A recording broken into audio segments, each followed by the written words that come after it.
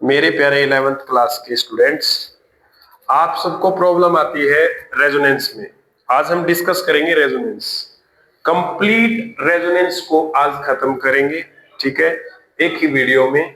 इसके मैं अलग अलग तरह के आपके सामने एग्जांपल भी आपके साथ डिस्कस करूंगा।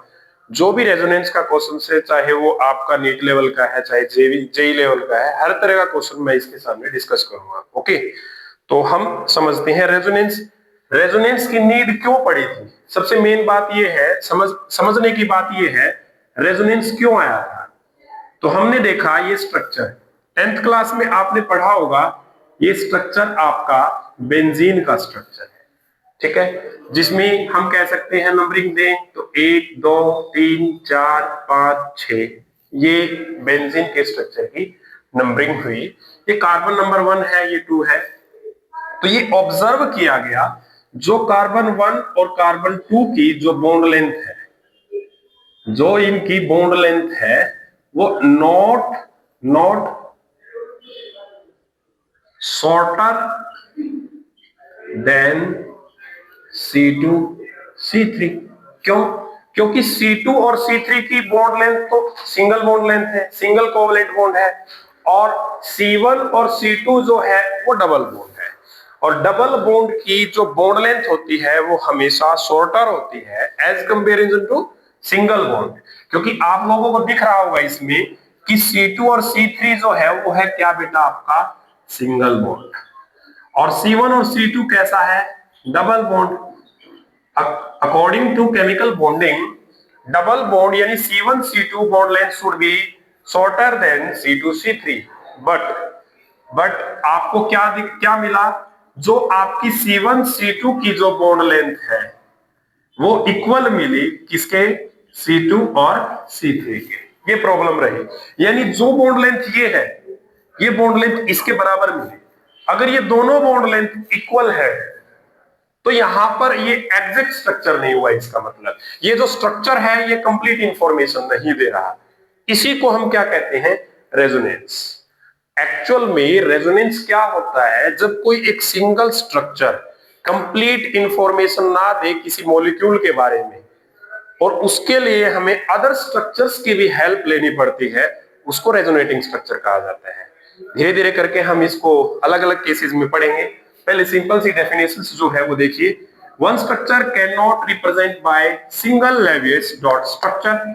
कोई एक स्ट्रक्चर को रिप्रेजेंट नहीं कर सकते सिंगल लेवियस डॉट से। हम बात कर रहे हैं रेजोनेंस, ये उन्हीं के केस में है जिनमें रेजोनेंस होता है, अदरवाइज तो सिंगल डॉट स्ट्रक्चर जो है वो इनफ है।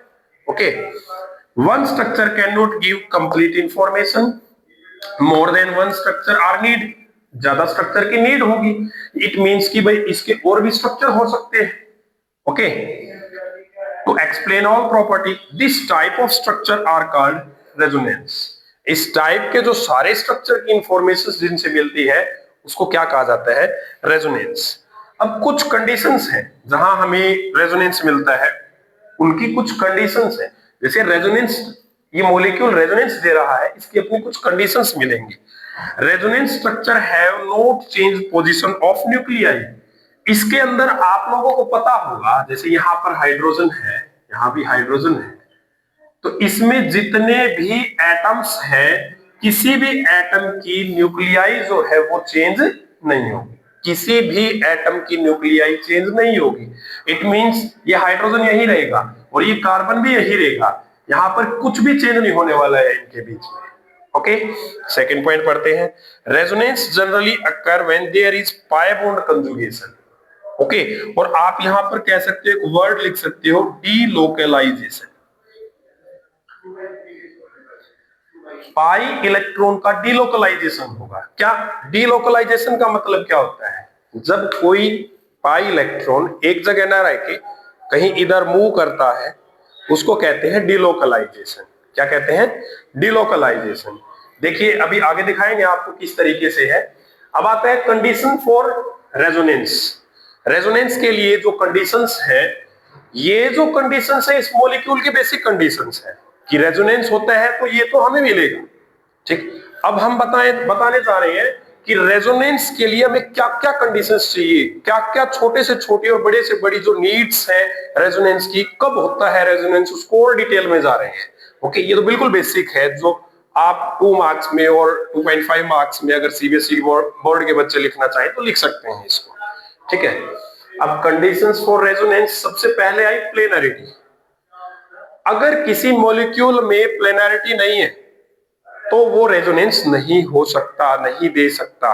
क्या मतलब है इसका कि atom considered in molecule must have sp2 और sp हाइब्रिडाइज्ड।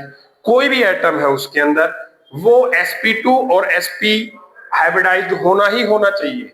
अगर सारे ही sp3 होंगे तो वो आपका रेजोनेंस नहीं बना सकता। जैसे मैं एक एग्जांपल लेता हूं, आपने इसको लिखा, बेसिकली आपने ये मॉलिक्यूल और एक आपने इसी के साथ मॉलिक्यूल लिखा, ये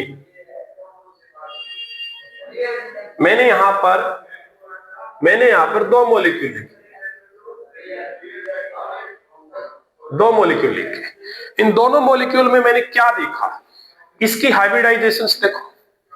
दो तो सिग्मा बॉन्ड है हाइड्रोजन के साथ, एक सिग्मा बॉन्ड है आपका यहाँ पे डबल बॉन्ड में, तो इसकी हाइब्रिडाइजेशन आपको पता होगा sp2 बनेगी। इसकी भी हाइब्रिडाइजेशन क्या बनेगी, sp2। जहां 3 सिग्मा बॉन्ड होते हैं वहां sp2 हाइब्रिडाइजेशन होती है। यहां भी हाइब्रिडाइजेशन sp2 बनी और यहां भी हाइब्रिडाइजेशन क्या बनी, sp2। सभी की sp2 है ना, इसलिए यहां पे रेजोनेंस होएगा, हो सकता है। ठीक है, पहली कंडीशन है कि वहां पे sp या sp2 तो होना ही होना चाहिए, वो हमने देख लिया।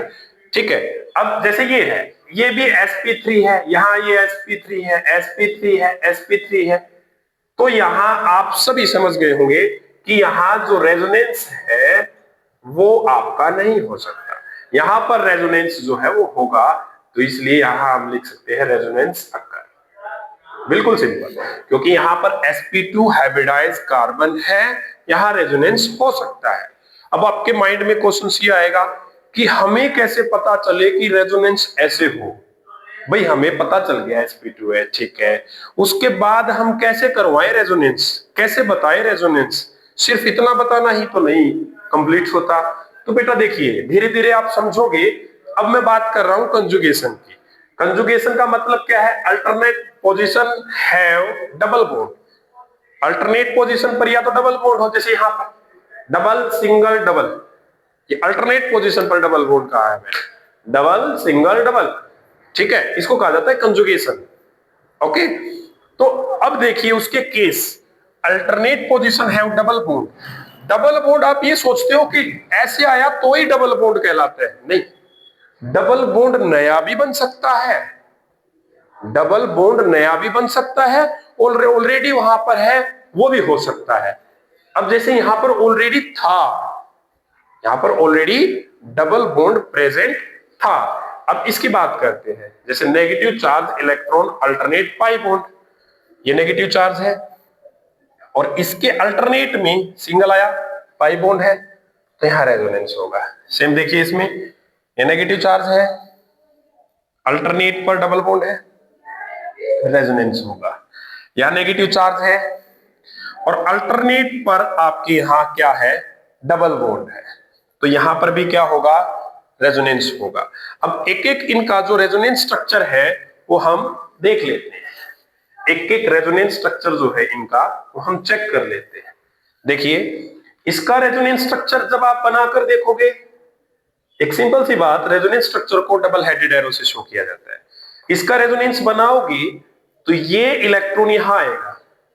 क्यों आया यहां, यहां ये तभी आ सकता है जब या तो ये sp हो या ये क्या हो, sp2 हो। जब p इलेक्ट्रॉन यहां पर खाली, p ऑर्बिटल यहां पर खाली है, तभी तो ये डेंसिटी इसमें देगा और तभी डिलोकलाइजेशन होगी। देखो डिलोकलाइजेशन हुई, ये यहां पर आया तो ये पाई बॉन्ड उठकर इसके ऊपर आ गया, तो ये क्या बन गया है, यहां बना CH2, यहां बना डबल बॉन्ड, यहां बना CH, यहां बना क्या, CH2 माइनस। सिर्फ डेंसिटी मूव कर रही है, कोई न्यूक्लियाई, हाइड्रोजन वहीं का वहीं है, कार्बन भी वहीं का वहीं, सारी चीजें वहीं की वहीं है, कुछ भी यहां पर चेंज नहीं किया, सिर्फ डेंसिटी ने मूव किया है। ओके, तो अब बात करते हैं इसकी, इसका रेजोनेटिंग स्ट्रक्चर बनाए। तो ये यहां पर आया, तो ये यहां पर आया, तो इसका रेजोनेटिंग स्ट्रक्चर कैसे बनेगा? CH2 double bond CH, CH minus CH double bond CH2, ठीक है। और आगे यदि चेक करोगे तो ये यहां पर आएगा, ये यहां पर, ये तो आगे नहीं जा सकता, ये तो बन गया है यहीं पे, तो इसका और आगे चेक किया तो आपका क्या बनेगा? CH2 कैसे बनेगा आपका? CH2 minus single bond CH double bond CH single bond CH, ठीक है, डबल बॉन्ड CH2। ये इसका रेजोनेटिंग स्ट्रक्चर हो गया। यानी इस मॉलिक्यूल के कितने रेजोनेटिंग स्ट्रक्चर हुए? 3, first, second, third, 3 resonating structure हुए इसके। ऐसे ही इसका रेजोनेटिंग स्ट्रक्चर आपको चेक करना है, तो ये कहां पर आएगा? यहां पर मूव किया, तो ये कहां पर मूव किया? यहां पर मूव किया, तो इसका रेजोनेटिंग स्ट्रक्चर आप बनाओगे तो इस तरीके से बनेगा। इसका रेजोनेटिंग स्ट्रक्चर अगर हम बनाए तो ये ऐसे बना, ठीक है। अब फर्दर इसको यहां पर बनाया तो ये यहां पर बनेगा। मैंने सोचा था आपको बाद में बताऊंगा सभी के रेजोनेटिंग स्ट्रक्चर कैसे बनते हैं, ठीक है, लेकिन आपने अभी यहां CH2 हो गया, यहां डबल बॉन्ड हो गया, और फिर से ये इधर आएगा और ये इधर आएगा, ठीक है, तो ये इधर बन गया, ठीक, तो रेजोनेंस बन गया ये सारा। यहां पर डबल हो गया, यहां पर डबल हो गया, यहां पर डबल था, और ये यहां पर गया है, तो यहां पर क्या हो गया? CH2 minus. ध्यान से देखिए, थोड़ा सा आपको ये इसमें कॉम्प्लिकेशंस लगा होगा। ये बॉन्ड यहां पर आया, तो ये वाला बॉन्ड टूट कर यहां अल्टरनेट पोजीशन का डबल बॉन्ड टूट कर आगे जाएगा, यहां नेगेटिव आएगा, ये आगे, यहां डबल आएगा, ये आगे। अब ये वाला आगे मूव करेगा तो अल्टरनेट पोजीशन का डबल बॉन्ड टूट कर आगे बैठेगा। क्लियर है?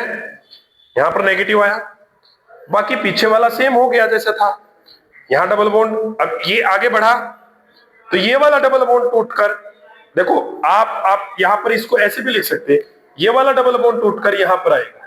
तो आप ऐसा कीजिए, इसको ना बनाइए अभी, आप ऐसा कीजिए, यहां पर नेगेटिव चार्ज लिखिए, ये वाला टूटकर यहां पर लिखा ना, अब सेम ये वाला आगे आया तो ये वाला टूटकर इसके ऊपर आया। तो आप इसका रेजोनेंस बना रहे हैं, तो एक स्ट्रक्चर और आ गया। गलत पहले वाला भी नहीं था, लेकिन अब सिंगल बॉन्ड की कंप्लीट तरीके से मैंने वो की, एक ही स्ट्रक्चर में मैंने 2 बना दिए थे, ठीक है। ये हो गया आपका फर्स्ट, ये हो गया आपका सेकंड, ये हो गया आपका थर्ड, ये हो गया आपका फोर्थ, और ये हो गया आपका फिफ्थ। 5 रेजोनेटिंग स्ट्रक्चर बने हैं इसके, और जितने ज्यादा रेजोनेटिंग स्ट्रक्चर बनेंगे उतना ही कंपाउंड स्टेबल होगा। ज्यादा रेजोनेटिंग स्ट्रक्चर, कंपाउंड की रेजोनेंस एनर्जी, यानी ये जो बॉन्ड बनाने में और तोड़ने में जो एनर्जी निकली है वो बहुत ज्यादा रिलीज हुई है, और जितना कंपाउंड की एनर्जी लो होगी उतना ही कंपाउंड स्टेबल होगा। ये हुआ आपका रेजोनेटिंग स्ट्रक्चर। एक स्क्रीनशॉट ले लो इसका।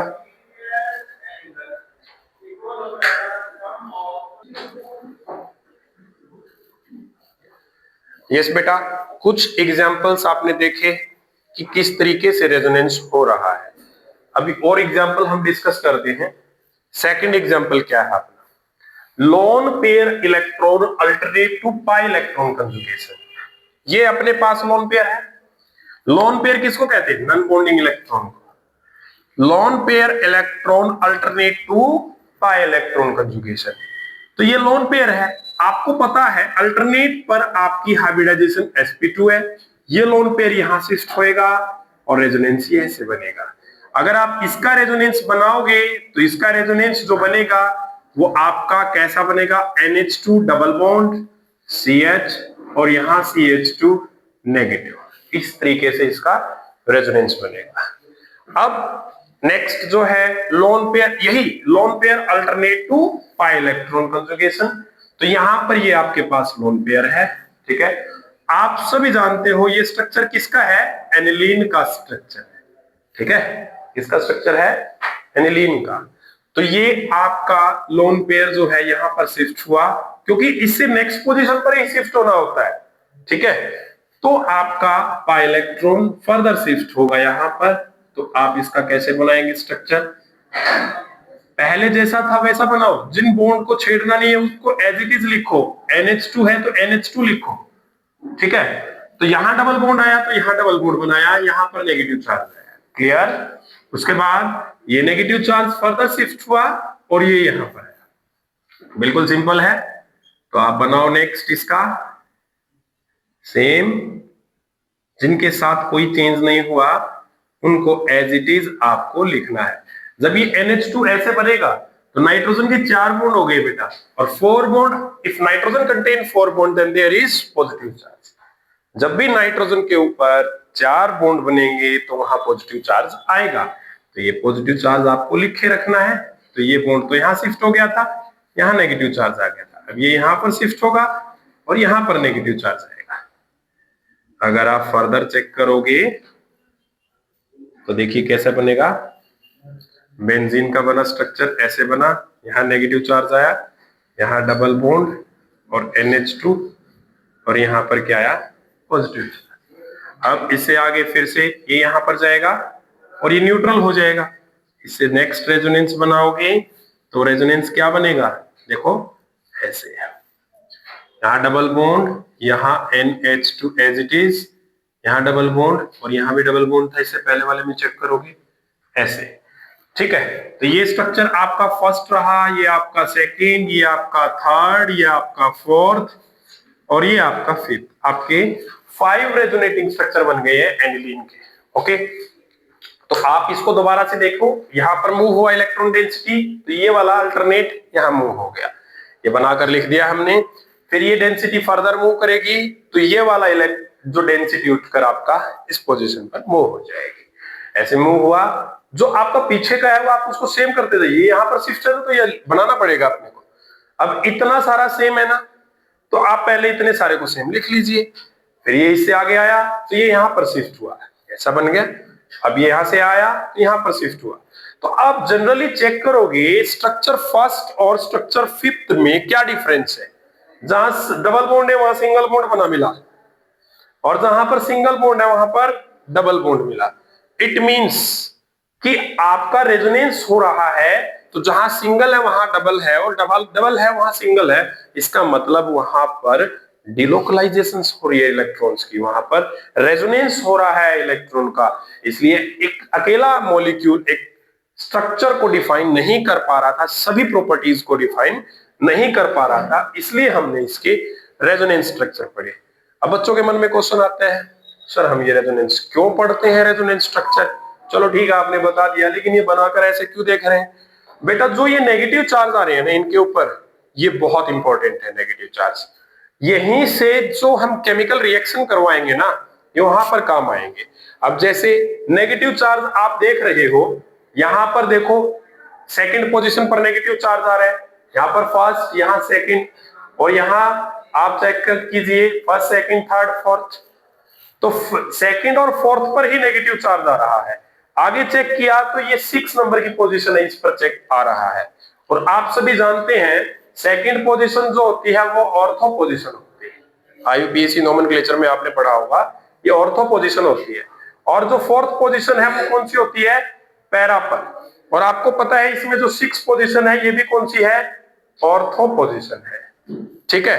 तो आपका जो रिएक्शन होगा एनिलीन के द्वारा वो ऑर्थो और पैरा पोजीशन पर ही होगा, ओके। ये याद रखना, ये रेजोनेंस ने ही हमें समझाया है कि एनिलीन की जो रिएक्शन होगी वो ऑर्थो और पैरा पोजीशन पर होगी, ठीक है। और ये इलेक्ट्रॉन रिच है तो इसके साथ में हमेशा कौन आएगा, इलेक्ट्रोफाइल, इसलिए ये इलेक्ट्रोफिलिक रिएक्शन देगा। चलो वो बाद की बात है, पहले हम रेजोनेंस को डिस्कस कर रहे हैं। अब क्यों हमें रेजोनेंस पढ़ना जरूरी है वो पता चल गया होगा आपको, ठीक है। इसलिए बेहद जरूरी है इसको पढ़ना, क्योंकि जब केमिकल रिएक्शन करवाओगे तो आपको ये बनाना आना चाहिए, इसलिए जनरल ऑर्गेनिक केमिस्ट्री में इसका टॉपिक है, ओके, ठीक है।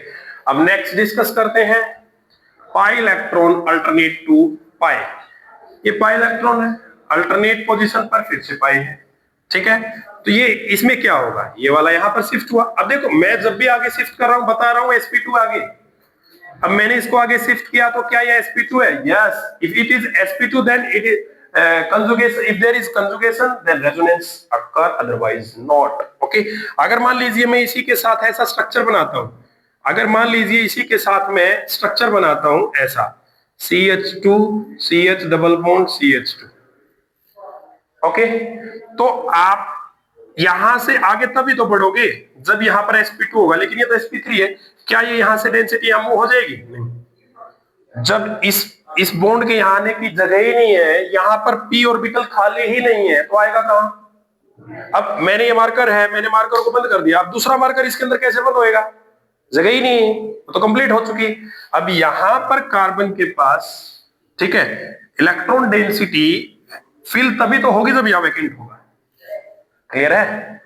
अब आगे देखिए आप, इसका रेजोनेटिंग स्ट्रक्चर कैसे बनेगा? ये यहां पर शिफ्ट हुआ तो ये बना CH2 पॉजिटिव, और यहां CH, यहां CH2, यहां CH2 माइनस, डबल बॉन्ड कहां है? यहां डबल बॉन्ड आ गया। ये इसका रेजोनेटिंग स्ट्रक्चर हुआ, जो ये स्ट्रक्चर है, ठीक है। हाँ, कोई प्रॉब्लम है? तुम बता रहे थे कोई प्रॉब्लम है, पूछो। अगर पाई बॉन्ड कंजुगेशन में नहीं है तो रेजोनेंस होगा? आपने पूछा अगर पाई बॉन्ड कंजुगेशन में नहीं है, जैसे यहां पर पाई की कंजुगेशन में पाई है, पाई बॉन्ड कंजुगेशन में नहीं है तो रेजोनेंस होगा कि नहीं होगा? देखिए बेटा, पाई बॉन्ड का कंजुगेशन में होना बेहद जरूरी है, ठीक है। अगर पाई कंजुगेशन में नहीं है तो sp2 का होना जरूरी है। मेरी बात समझ में आ गई है? अभी तक हम पढ़ रहे हैं कि पाई बॉन्ड का कंजुगेशन में होना जरूरी है। अभी थोड़े समय बाद जब आप इन एग्जाम्पल को पढ़ोगे, ठीक है, तो वहां पर आप क्या पढ़ रहे थे? Lone pair alternate to vacant orbital. यहां तो पाई नहीं है, यहां तो पाई नहीं है। इससे आगे पढ़े pi electron alternate to free radical. अब पाई के अल्टर में फ्री रेडिकल आ रहा है, मतलब अल्टरनेट में पाई का होना जरूरी नहीं है। समझ में आ गई है ना? अल्टरनेट में पाई का होना जरूरी नहीं है, अल्टरनेट में वैकेंट ऑर्बिटल का होना जरूरी है। या तो कहो पाई के अल्टरनेट में वैकेंट ऑर्बिटल है कि नहीं है, या कहो किसी लोन पेयर के अल्टरनेट में है कि नहीं है। यानी कंजुगेशन, इलेक्ट्रॉन को मूव करने के लिए फर्दर वैकेंट ऑर्बिटल है कि नहीं, ये है मेन बात। चाहे वो पाई हो, चाहे वो sp2 हो, चाहे वो sp हाइब्रिडाइज्ड कार्बन हो। क्लियर है? अभी जैसे हमने एग्जांपल लिया था बेटा, इस एग्जांपल में आपने क्या चेक किया कि double bond single bond, single bond double bond, यहां पर पाई इलेक्ट्रॉन कंजुगेशन में नहीं है तो रेजोनेंस नहीं होगा। अब तुम ये सोचोगे सिर्फ पाई बॉन्ड ही रेजोनेंस के लिए जरूरी है, नहीं बेटा, आगे अलग अलग चीजें होंगी, वो हम डिस्कस करेंगे, तभी आपको पता चलेगा। पाई ही जरूरी नहीं है, वैकेंट ऑर्बिटल का होना जरूरी है कंजुगेट पोजीशन पर, ओके, ये जरूरी है। नेक्स्ट आया pi bond alternate to vacant orbital. अब देखिए ये आपके पास एग्जांपल है pi bond alternate to vacant orbital. अब ये वैकेंट ऑर्बिटल है, आप यहां पर देखिए इसकी हाइब्रिडाइजेशन sp2 है, वैकेंट ऑर्बिटल है, एक p ऑर्बिटल खाली है, ठीक है। तो आपका ये पाई बॉन्ड जो है ये इधर मूव होगा, और ये इधर मूव होगा तो आपका ये कैसा बन जाएगा? CH2 सिंगल बॉन्ड CH, यहां पर डबल बॉन्ड आ गया है, और यहां पर क्या आ गया? CH2 पॉजिटिव, ओके, यहां पर क्या आ गया है? CH2 positive. तो ये इसका रेजोनेंस बन गया है, ठीक है। तो ये पाई बॉन्ड के अल्टरनेट में वैकेंट ऑर्बिटल है, ओके। अब नेक्स्ट पढ़ रहे हैं हम क्या? Pi electron alternate to free radical. आपने पढ़ा फ्री रेडिकल क्या होता है भाई? नॉन बॉन्डिंग इलेक्ट्रॉन होता है फ्री रेडिकल, पेयर नहीं, वो तो लोन पेयर होता है। नॉन बॉन्डिंग इलेक्ट्रॉन को कहते हैं फ्री रेडिकल। तो ये फ्री रेडिकल यहां पर मूव करेगा तो ये यहां पर मूव करेगा, तो इसका रेजोनेंस बनाओगे तो आपको पता है ये ऐसा बना, CH2, यहां CH डबल बॉन्ड CH2। एक बात देखिए, यहां पर आप रेडिकल लेके आइए ना, तो यहां डबल बन गया ना, तो यहां से भी ये रेडिकल ही उठकर जाएगा, ये बात ध्यान रखिए।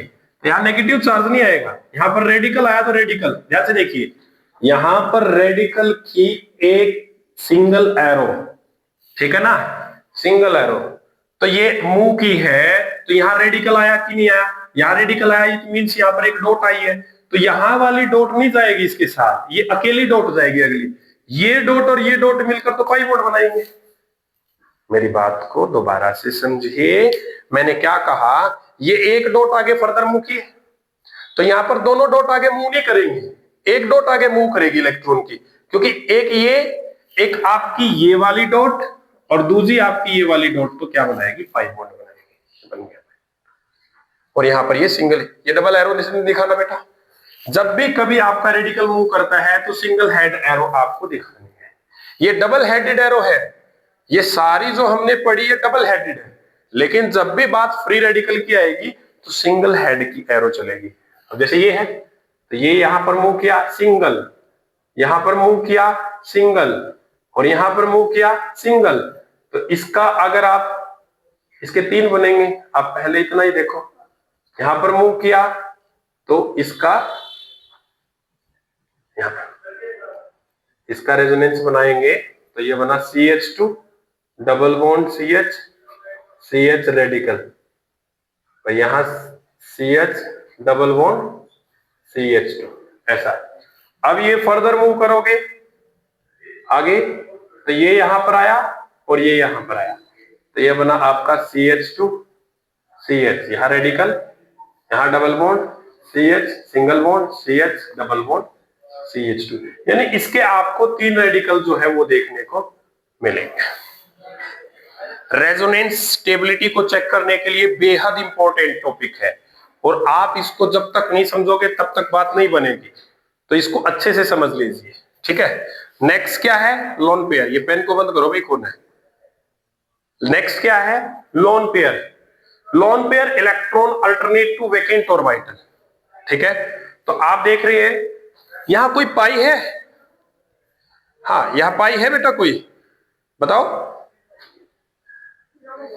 क्या आपको वेकेंट ऑर्बिटल पता चलता है?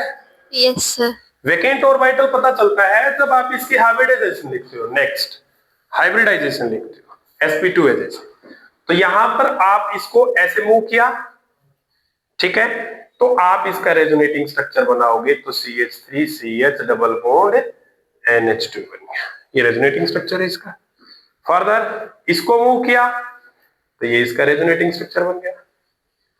यहां पाई इलेक्ट्रॉन कंजुगेशन में नहीं है, फिर भी आपको, अच्छा ये यहां पर मूव किया तो नाइट्रोजन में कितने बॉन्ड हो गए, 2 तो हाइड्रोजन के साथ और 2 यहां पे 4, इसलिए पॉजिटिव चार्ज, यहां पर भी पॉजिटिव चार्ज, ठीक है। अब नेक्स्ट ये यहां पर मूव करेगा तो ये बना ऐसा, और CH3 पॉजिटिव। अब क्वेश्चन यहां पर पता क्या पूछा जाता है, 1 2 1 2, क्वेश्चन यहां पर क्या पूछा जाता है, इस टाइप के जब रेजोनेटिंग स्ट्रक्चर आएंगे तो आपको दोनों स्ट्रक्चर देकर यह पूछेगा कि इन दोनों में स्टेबल कौन है। दोनों स्ट्रक्चर देकर क्या पूछेगा, इनमें स्टेबल कौन है। अब इसमें और इसमें देखो, इलेक्ट्रोनेगेटिव एटम पर पॉजिटिव चार्ज और लेस इलेक्ट्रोनेगेटिव पर पॉजिटिव चार्ज है, तो कौन सा स्टेबल होगा बेटा, फर्स्ट स्टेबल होगा या सेकंड स्टेबल होगा, बताओ। फर्स्ट वाला। वेरी गुड बेटा, तो फर्स्ट वाला जो है वो स्टेबल होगा। बेटा घबराया मत करो, अगर आपका आंसर गलत होगा तो मैं ठीक करूंगा, बस सिंपल सी बात है, पूछा करो। तो आपका फर्स्ट वाला ज्यादा क्या होगा, ये स्टेबल, ये क्या होगा, अनस्टेबल। अब रीजन क्या होगा, positive charge on electronegative atom unstable. Positive charge अगर इलेक्ट्रोनेगेटिव एटम पर होगा तो वो क्या होगा, अनस्टेबल। अब थोड़ा सा आराम से दिमाग से सोचो, इन दोनों में स्टेबल कौन होगा, ठीक है, बताओ बेटा कौन होगा स्टेबल। फर्स्ट वाला स्टेबल होगा। सेकंड क्यों नहीं स्टेबल है बेटे, वेरी गुड, क्योंकि सेकंड में ऑक्सीजन मोर इलेक्ट्रोनेगेटिव है, उस पे पॉजिटिव चार्ज अनस्टेबल है। वेरी गुड वेरी गुड, इस पर ये मोर इलेक्ट्रोनेगेटिव है और पॉजिटिव चार्ज अनस्टेबल है, इसलिए स्टेबल हो गई। क्लियर हो गया। सेम इसमें नीचे वाले में हम क्या कहेंगे, आपका ये वाला स्टेबल होगा, लेकिन रेजोनेंस तो है, ठीक है, टॉपिक रेजोनेंस का, रेजोनेंस पढ़ रहे हो वो तो है, ये स्टेबिलिटी भी इसी का टॉपिक है, ठीक है। ओके, देखिए इसका स्क्रीनशॉट लिए नोट कीजिए।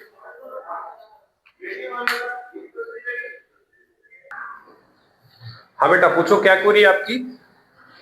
सर जब ये लोन पेयर मूव करेंगे तो ये पेयर में मूव करेंगे।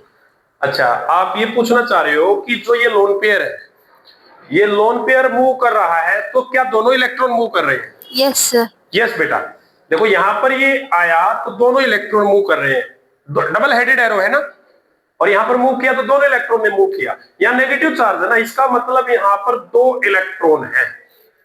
क्लियर है कि नहीं? सेम देखिए, अब रेडिकल में देखो आप लोग, जब एक रेडिकल मूव कर रहे हैं, एक इलेक्ट्रॉन मूव कर रहे हैं, तो आगे एक ही इलेक्ट्रॉन तो गया। जब आपका एक इलेक्ट्रॉन मूव कर रहा है तो आगे एक ही तो जाएगा, और दो इलेक्ट्रॉन मूव कर रहे हैं, यहां पर दो मूव कर रहे हैं तो आगे दो जाएंगे। समझ आ गया है? क्लियर हो गया है? और कोई डाउट है तो फिर अगली क्लास में आप पूछ लेना।